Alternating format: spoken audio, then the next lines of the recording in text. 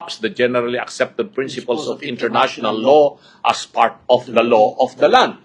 Pero, kahit na part of the law of the land pa rin yan, pag mag-violate sa ating saligang batas, hindi po pwedeng magkaroon po ng mas mataas na pagbibigay halaga kisa sa ating saligang batas. So lahat po ng ginawa nitong pamahalaan natin, itong kasalukuyang administrasyon, binabanggit nila yung Republic Act 9651 daw, at hindi naman daw nila ginamit yung batas tungkol sa extradition, hindi rin daw nila ginamit yung treaty tungkol sa Rome Statute, yung sa ICC. Kahit nabasahin po natin, himay-himayin natin yung binabanggit po nilang batas na Republic Act 9651 na pinasa ng Kongreso, maliwanag doon na kailangang sundin pa rin yung mga provision patungkol po kung paano dapat na ibigay ang isang Pilipino sa kamay ng mga dayuhan. Kung sumurrender siya voluntarily, wala na pong problema yon kasi sinusurrender na po nga rin niya yung kanyang karapatan. Pero kung ayaw niya na siya ay mapaloob sa jurisdiction ng isang dayuhan, punta po tayo sa korte ng Pilipinas. At dito sa atin, ang may jurisdiction, katulad sinabi ni Cafferday, yung korte sa Maynila. Hindi po nila ginawa yan kay PRRD. At nakakalungkot na merong banta na si Senator Bato ay huhuliin din pag nag-request ang ICC at ang Interpol na arestuhin siya at ipadala rin sa ICC. Meron pa rin daw pong mga kasunod Hindi pa lang po si Senator Bato, pati raw po yung mga ibang opisyal po ng mga polis na retirado o baka may mga active pa. Depende po sa resulta ng ongoing massive investigation na ginagawa ng ICC ngayon na palihim, mga minamahal na kababayan. Hindi natin alam, nandito po sila. Kaya wag na po tayong basta maniwala doon na wala raw cooperation ang Philippine government sa ginagawa ng ICC. Kung nagawa po nila yan kay Tatay Digong, gagawin po nila yan sa lahat po ng kanilang mga katunggali sa politika. Ito lahat po ay political persecution. Witch hunt ito. Tama yung sinabi Witch hunt. Witch hunt. Miguel Zubiri. Witch hunt or vampire hunt or werewolf hunt or whatever you're going to call it. Pero bago tayo pumasok dyan muli sa masalimot o usaping legal, pabatiin muna natin ang aking kapatid. Opo, sa inyong lahat, I'm really blessed today. Very blessed po ako. I'm with two brilliant lawyers na katabi ko ngayon. At ako'y nagpapasalamat kasi po'y marami akong nadidinig sa kanila na hindi ko nadinig sa ibang mga abogado. Kasi yung ibang mga abogado, alam po natin kung kanino nakapanig. Yung po ang nakakalungkot. Ang akin pong sinasabi ngayon, maniwala po kayo sa sinasabi ng dalawang magagaling na abogadong ito. Totoo lamang po ang kanilang mga sinasabi. Kasi po para alam din po nating lahat kung ano ang batas na dapat sundin. Ito pong mga sinasabi nila hindi para sa kanila. Ito po ay para malaman, magkaroon ng kaalaman ang mga Pilipinong naliligaw dahil sa mga sinasabi nung kabila na ganito. Sinasabi naman namin, nakikinamin ako kasi kasama ko sa PBP ang dalawang magigiting na abogadong katabi ko ngayon. Sa akin po, nanggigigil po ako. Palayain na po si Tatay Digong. Palayain na po ang ama ng sambayanang Pilipino. Ibalik siya ng buhay dito sa atin. Sana lang po, kayo rin, ganon ang iniisip at nararamdaman. Kaso mo, kasamang ipe, hindi nila gagawin Alam mo, partner, tayo pareho tayong abogado. Alam mo, natawa ako Alam mo, kaibigan ko yung CES Bersonin. Ewan ko ba't naging ganyan. Parang yung gaganon-ganon yata nakakahawa no? Kasi, alam mo nung sabi niya na nagulat ako? Sabi niya, kapag nag-request daw ang ICC through Interpol, they will treat Senator Bato in the same manner that they treated President Duterte. Ngunit ito listen to this matatawa ka.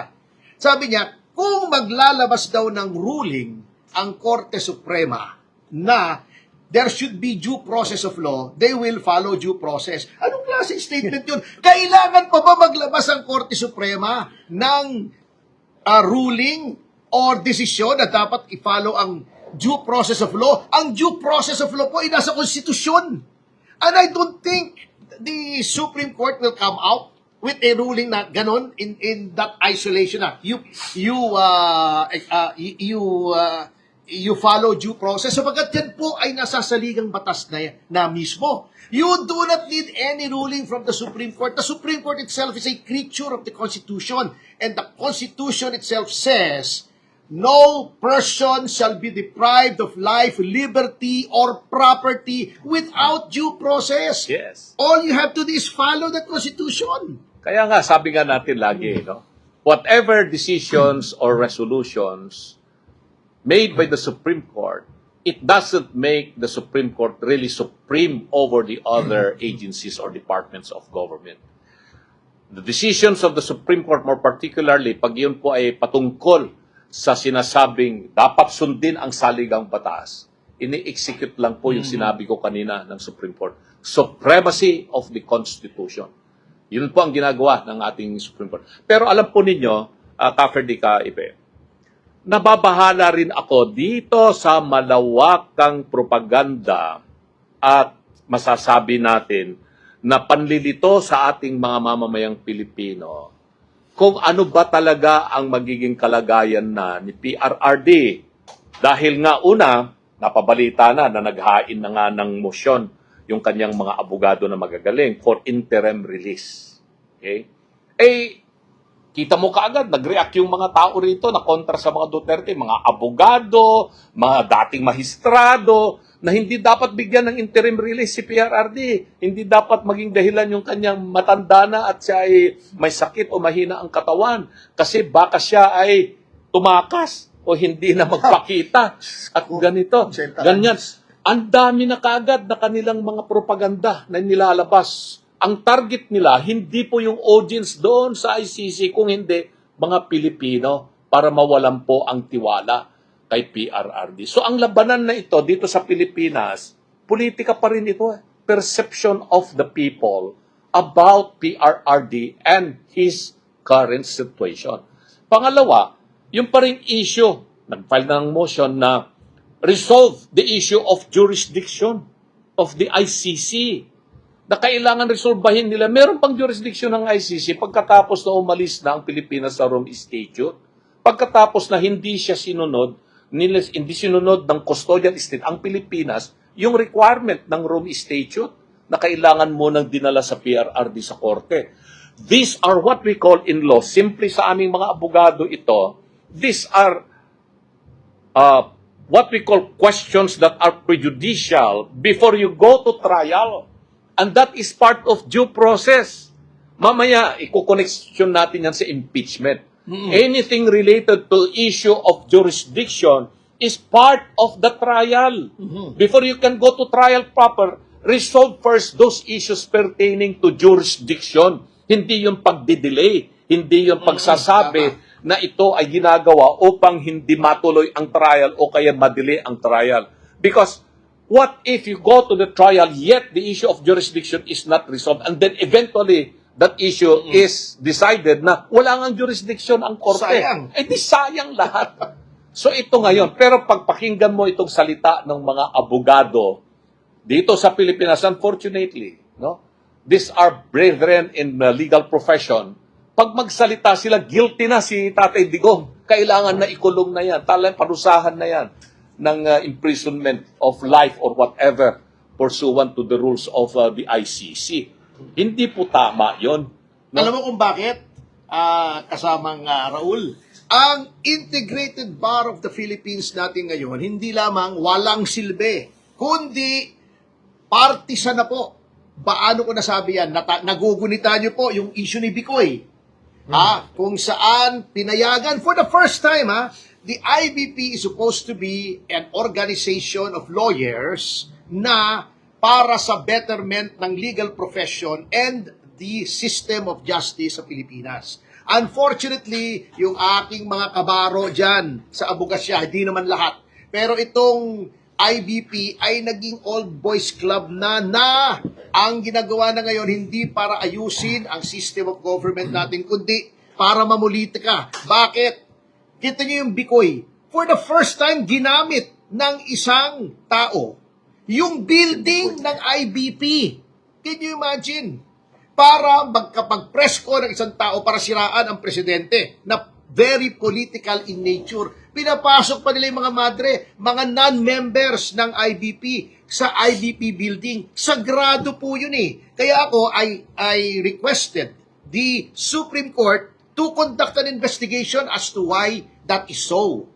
At ito po, it has been docketed as a formal administrative complaint. Sino po ang nasa liderato ng IBP noong nangyari ang partisan political activity na yan laban kay Pangulong Duterte? Yung si Atty. Cayosa, na siya rin ngayon ang nagsasabi, kumukontra dito sa interim release, doon sa remand ng impeachment. So, it is very clear that the IBP has ceased to perform its function as another check on government abuses. May narinig ba kayo sa IBP, Panyero?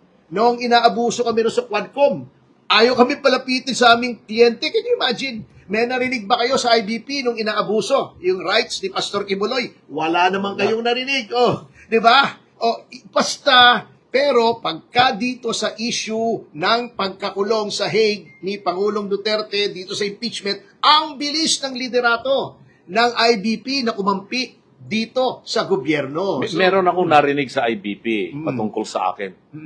Gusto nila akong padisbar. Yan, dahil sa pagkampi ko kay PRRD. Sinagot ko na yan. Meron na akong sagot yan. Hindi ko na tatalakayin yan kasi nasagot ko na po yan. So, hindi ko nga dinidiscuss sa media kung ano yung sagot ko dyan. Dahil hindi po ako gano'n na kailangan kong depensahan yung sarili ko sa media. Basta sinagot ko na po yan, hintayin ko na lamang po magiging desisyon po ng ating kagalang-galang na Korte Suprema. Pero ito ang maliwanag dito, Ka-Ferdi, Ka-Ipe. Ang gustong mangyari nitong mga kumokontra sa mga Duterte, kay PRRD, kay BP Sara, at sa mga iba pang mga Duterte, mawala sila sa political equation. 2028 na po ang tinitingnan. Kaya, super laki ng, hindi natin alam kung budget yan, pero makikita natin sa mga ginagawa ngayon ng media, interview ng kung sino-sinong tao. Meron pa silang plano yata na by itong July 22 yata, pupunta sila sa Supreme Court, pupunta sila roon sa tinatawag nilang People Power Monument to demand for the impeachment of BP Sara, etc. And at the same time, manawagan din po sila na dapat nang matuloy yung trial ni PRRD at masintensyahan na siya whatsoever. And they are even going to oppose yung sinasabi na wag bigyan ng interim release at dalsin sa kung anong bansa. Sila ba ay makatao talagang they really believe for human rights of individuals?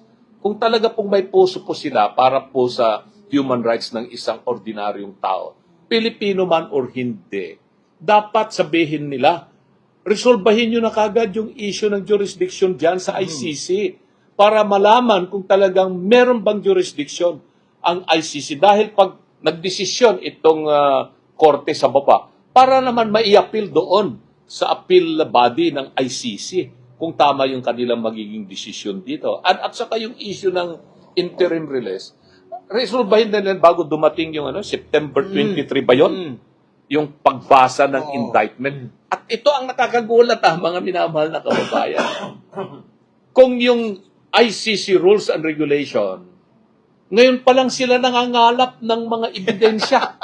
Hindi ba?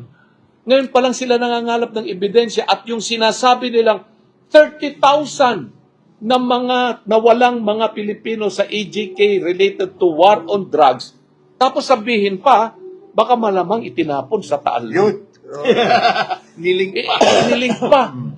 Baka sasabihin pa nila na yung issue naman na missing sa Bungero ay pareho lang daw ng mga pulis na involved din sa EJK. Mga taga Batangas na pulis yan di ba? Samantalang itong pagkaso kay PRRD, sa Davao nangyari. Ito sa anong lig niya, sabi ko. Ito lahat talagang hirap na hirap silang pagdugtong-dugtungin yung istorya para lang malito ang taong bayan. Ginugulo nila. Ginugulo nila yung istorya, no? At ito ang maliwanag, mga minamahal na kababayan. Ang ating maestrado, ang Korte Suprema, naglabas na ng kautusan, di ba? Patungkol naman po dito sa impeachment, di ba? At ni BP Sara. Ayan, parehong mga tao, parehong mga grupo, kung sino yung mga nagnanais na talagang tuluyan ng mabilanggo si PRRD, na meron pang isa dyan, nagsasabi na sana nga matuluyan na raw siya dahil sa stress na kanyang ginawa. Ano bang klaseng mga statement yan na nanggagaling sa kanila? Mga mapagmahal daw po sila ng simbahan whatsoever. Pero kitang-kita natin, ako hindi kumibo ng mahigit 1 linggo patungkol po sa issue na ito.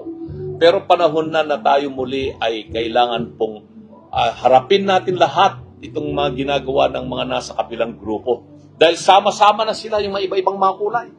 Kulay, rosas, kulay dilaw, at kulay pulang-pula. Mga komunista. Hindi. Terorista yung mga yun. Yung komunista, legal pa yun eh. Pero, sama-sama na sila, no? Dito, at iisa lang yung kanilang katunggali ngayon. Ang ating mahal na Tate Digong at BP Sara. At gusto nilang mawala ulit yan.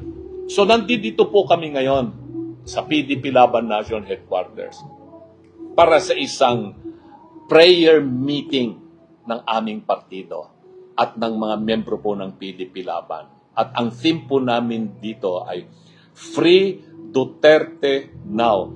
Bring him home alive in the Philippines. Yun po yung aming panawagan.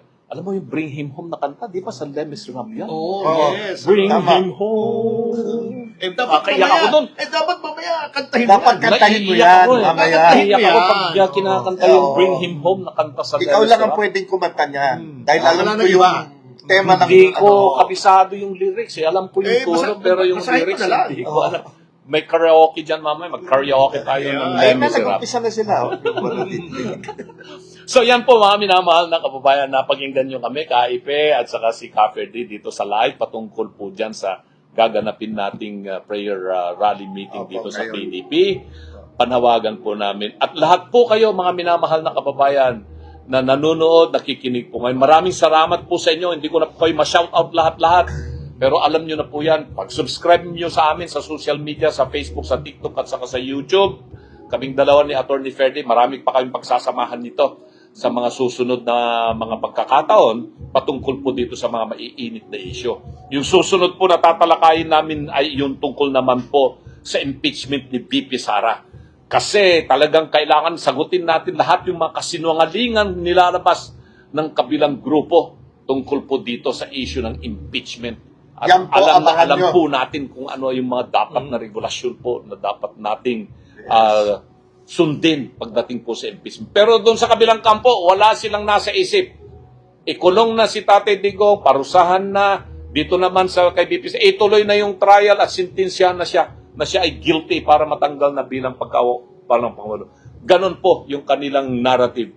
At ang malungkot pa, mga minamahal na kababayan, ngayong panahon na umuulan ng malakas dahil sa bagyong si Krising, maraming mga baha-baha, nasalanta na naman yung mga iba't ibang mga kababayan natin sa ibang mga probinsya. Hindi ko alam kung anong ginagawa nitong mga maiingay na grupo na ito. Bakit politika pa rin ang kanilang inuuna.